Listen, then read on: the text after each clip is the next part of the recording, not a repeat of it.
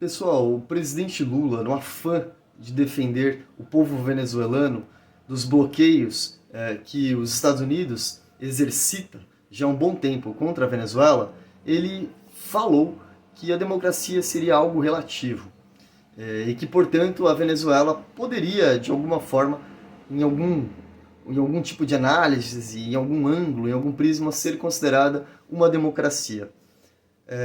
O presidente Lula acerta no momento em que ele critica o intervencionismo dos Estados Unidos e os bloqueios feitos que, no frigir dos ovos, eles ferem apenas realmente o povo venezuelano. Mas o presidente Lula, do ponto de vista acadêmico e do ponto de vista da pesquisa, da medição, da mensuração do que seja a democracia, ele erra ao dizer que a democracia é algo relativo. O que pode até ser tratado como relativo são os instrumentos para se medir uma democracia. Estes podem ser aprimorados, podem ser lapidados, podem ser discutidos e podem ser modificados e aperfeiçoados.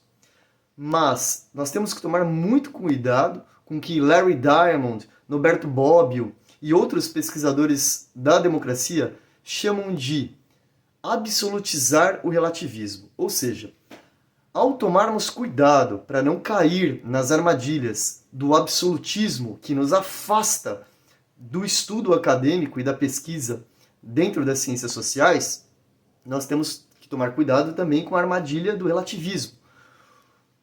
Se o relativismo ele for absoluto, se a relativização do objeto de estudo ela for absoluta, é impossível fazer pesquisa, é impossível fazer ciência, é possível fazer qualquer estudo acadêmico.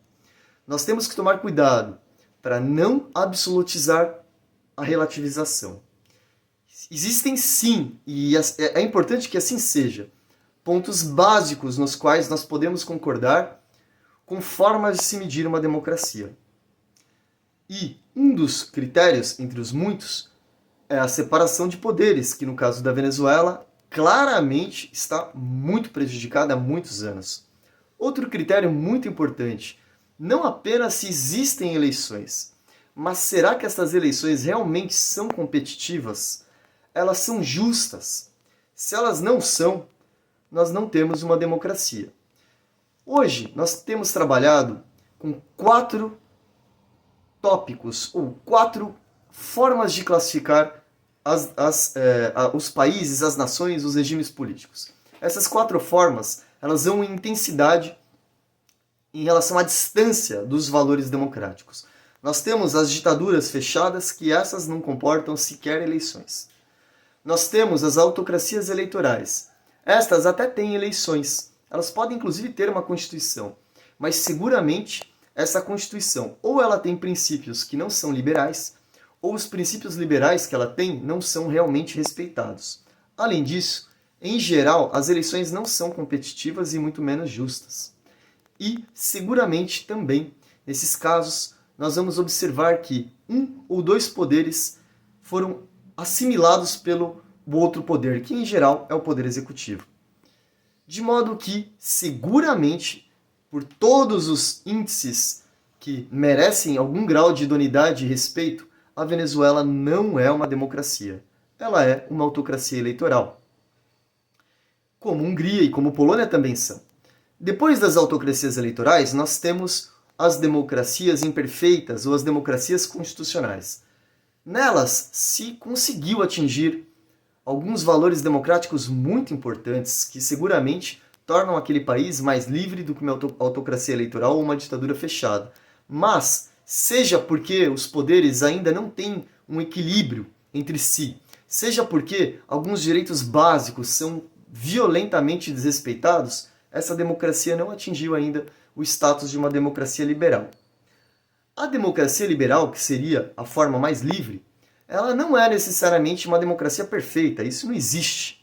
Ela também não é necessariamente uma democracia liberal no sentido econômico da palavra, ou seja, um país que seja ultra mega capitalista, até libertarianista. Não.